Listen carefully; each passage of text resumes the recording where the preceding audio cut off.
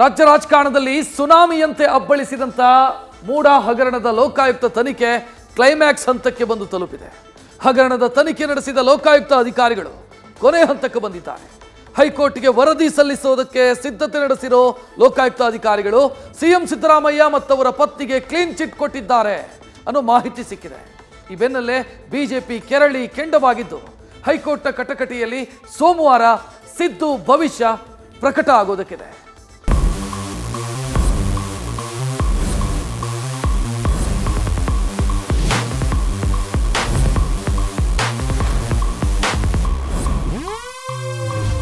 ರಾಜ್ಯ ರಾಜಕೀಯದಲ್ಲಿ ಬಿರುಗಾಳಿ ಎಬ್ಬಿಸಿದ್ದ ಮುಡಾ ಕೇಸ್ ಫೈನಲ್ ಸ್ಟೇಜ್ಗೆ ಬಂದು ನಿಂತಿದೆ. ಕಾಂಗ್ರೆಸ್ ಬಿಜೆಪಿ ಸಮರಕ್ಕೆ ಕಾರಣವಾಗಿದ್ದ ಕೇಸ್ನಲ್ಲಿ ಸಂಚಲನ ಸೃಷ್ಟಿಸುವ ಬೆಳವಣಿಗೆ ನಡೆದಿದೆ. ಸಿಎಂ ಸಿದ್ದರಾಮಯ್ಯ ಮತ್ತವರ ಪತ್ನಿಗೆ ರಿಲೀಫ್ ನೀಡಲಾಗಿದೆ ಅನ್ನುವಂಥ ಮಾಹಿತಿ ಸಿಕ್ಕಿದ್ದು ಮತ್ತೊಂದು ಹಂತದ ಮಾತಿನ ಯುದ್ಧಕ್ಕೆ ಚಾಲನೆಯನ್ನ ಕೊಡಿಸಿದೆ. ಕ್ಲೈಮ್ಯಾಕ್ಸ್ ಹಂತ ತಲುಪಿದ ಮುಡಾ ಕೇಸ್ನ ಲೋಕಾಯುಕ್ತ ತನಿಖೆ. ಸಿಎಂ ಸಿದ್ದರಾಮಯ್ಯ ಮತ್ತು ಪತ್ನಿಗೆ ಮುಡಾ ಕೇಸ್ನಲ್ಲಿ ಕ್ಲೀನ್ ಚಿಟ್. ಅಲ್ಲೋಲ ಕಲ್ಲೋಲ ಸೃಷ್ಟಿಸಿದ್ದ ಮುಡಾ ಹಗರಣದ ಲೋಕಾಯುಕ್ತ ತನಿಖೆ ಪೂರ್ಣಗೊಂಡಿದ್ದು ವರದಿ ಸಿದ್ಧವಾಗಿದೆ.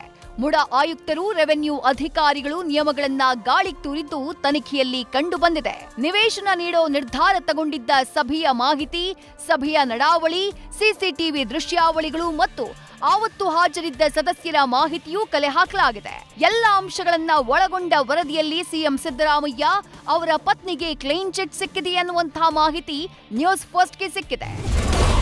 ಕೆಸರೆ ಜಮೀನು ಸರ್ವೆ ನಂಬರ್ 464ರ 3.16 ಎಕರೆ ಭೂಮಿ ಪರಿವರ್ತನೆ ವೇಳೆ 14 ಸೈಟ್ಗಳನ್ನ ಪಡ್ಕೊಂಡ ಆರೋಪ ಸಂಬಂಧ ತನಿಖೆ ಅಂತ್ಯವಾಗಿದೆ.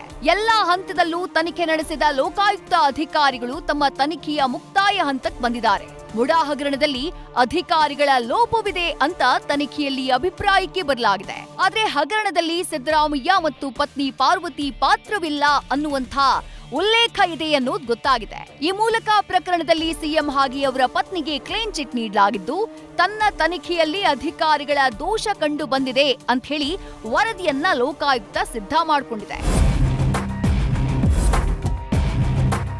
ಅಂದ್ಹಾಗೆ ಜನವರಿ 25 ಅಂದ್ರೆ ನಾಡಿದ್ದು ಶನಿವಾರ ಹೈಕೋರ್ಟ್ಗೆ ವರದಿ ಸಲ್ಲಿಸೋಕೆ ತಯಾರಿ ನಡೆದಿದೆ. ಪ್ರಕರಣವನ್ನ ಸಿಬಿಐಗೆ ವಹಿಸುವ ಬಗ್ಗೆ ಹೈಕೋರ್ಟ್ನಲ್ಲಿ ಅರ್ಜಿ ವಿಚಾರಣೆ ನಡೆಯಲಿದೆ.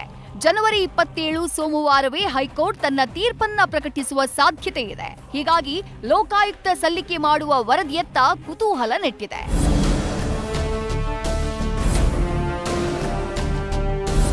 ಆದ್ರೆ ಲೋಕಾಯುಕ್ತದಿಂದ ಕ್ಲೀನ್ ಚಿಟ್ ಎಂಬ ಚರ್ಚೆಗೆ ಸಿಎಂ ಸಿದ್ದರಾಮಯ್ಯ ತಮಗೆ ಗೊತ್ತಿಲ್ಲ, ನನ್ನ ಗಮನಕ್ಕೆ ಅದು ಬಂದಿಲ್ಲ ಅಂತ ಹೇಳಿ ಜಂಪ್ ಮಾಡಿದ್ದಾರೆ. ಈಗ ಮೂಡಾ ಕೇಸ್ನಲ್ಲಿ ತಮ್ಮ ಕುಟುಂಬಕ್ಕೆ ಕ್ಲೀನ್ ಚಿಟ್ ಕೊಟ್ಟಿದ್ದಾರೆ ಸರ್ ಲೋಕಾಯುಕ್ತ ಪೊಲೀಸರು. ಅಧಿಕಾರಿಗಳು ತಪ್ಪು ಮಾಡಿದ್ದಾರೆ, ಸಿದ್ದರಾಮಯ್ಯನವರು ಮತ್ತೆ ಅವ್ರ ಪತ್ನಿ ತಪ್ಪು ಮಾಡಿಲ್ಲ ಅಂತ ಹೇಳಿದ್ದಾರೆ. ಹಗರಣ ಮುಚ್ಚಿ ಹಾಕೋಕೆ ಸರ್ಕಾರದ ಯಂತ್ರ ದುರುಪಯೋಗ. ತಿಂಗಳ ಅನುಮಾನ ನಿಜವಾಯಿತು, ವಿಪಕ್ಷ ಬಿಜೆಪಿ ಕೆಂಡ.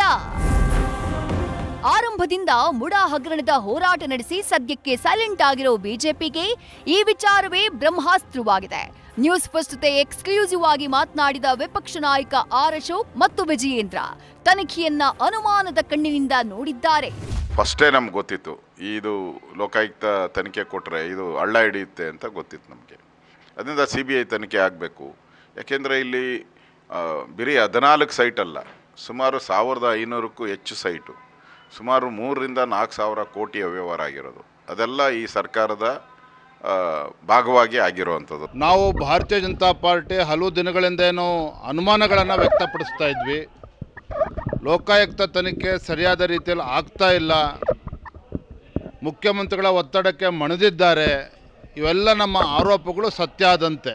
ಮುಖ್ಯಮಂತ್ರಿಗಳ ಒತ್ತಡಕ್ಕೆ ಮಣಿದು ಕ್ಲೀನ್ ಚಿಟ್ ಕೊಡ್ತಕ್ಕಂಥ ಕೆಲಸ ಮೂಡಾದಲ್ಲಿ ಆಗಿದೆ ಅಂತಕ್ಕಂಥದ್ದು ನಮ್ಮೆಲ್ಲರ ಸ್ಪಷ್ಟ ಅಭಿಪ್ರಾಯ. ಇದ್ರ ವಿರುದ್ಧ ನಾವು ಹೋರಾಟವನ್ನು ಕೂಡ ಮಾಡ್ತಾ ಇದ್ವಿ, ವರದಿ ಸತ್ಯನೇ ಆಗಿದ್ರೆ.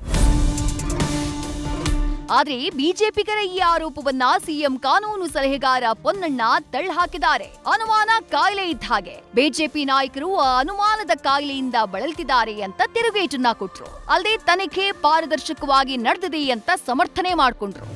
ಅನುಮಾನ ಇದೆಯಲ್ಲ ಅದೊಂಥರ ಕಾಯಿಲೆ ಇದ್ದಂಗೆ. ಬಿಜೆಪಿನವರ ಈ ನಾಯಕರು ಅವ್ರ ಪಾಪ ಕಾಯಿಲೆಯಿಂದ ಬಳಲ್ತಾ ಇದ್ದಾರೆ. ಅದಕ್ಕೆ ಅದನ್ನೇನು ಉತ್ತರ ಕೊಡೋಕ್ಕಾಗೋದಿಲ್ಲ. ಏನು ಮಾಡಿದ್ರೂ ಕೂಡ ಅವ್ರಿಗೆ ಅನುಮಾನವೇ. ಇದರಿಂದ ತನಿಖೆ ಸಂಸ್ಥೆ ಏನಿದೆ, ಉಚ್ಚ ನ್ಯಾಯಾಲಯ ಇವತ್ತು ಹೇಳಿದೆ, ಲೋಕಾಯುಕ್ತ ಸಂಸ್ಥೆ ಪಾರದರ್ಶಕವಾಗಿ ಮತ್ತು ಸ್ವತಂತ್ರವಾಗಿ ತನಿಖೆ ಮಾಡುವಂಥ ಸಂಸ್ಥೆ ಕರ್ನಾಟಕದಲ್ಲಿ. ಅವರ ತನಿಖೆ ಮಾಡಿ ವರದಿಯನ್ನು ಕೊಡಿ ಅಂತ ಕೇಳಿದ್ದಾರೆ. ದೂರುದಾರರು ಕೂಡ ಕೋರ್ಟ್ನಲ್ಲಿ ಅದನ್ನೇ ಕೇಳಿದ್ದಾರೆ. ಅದರಂತೆ ತನಿಖೆ ನಡೀತಾ ಇದೆ.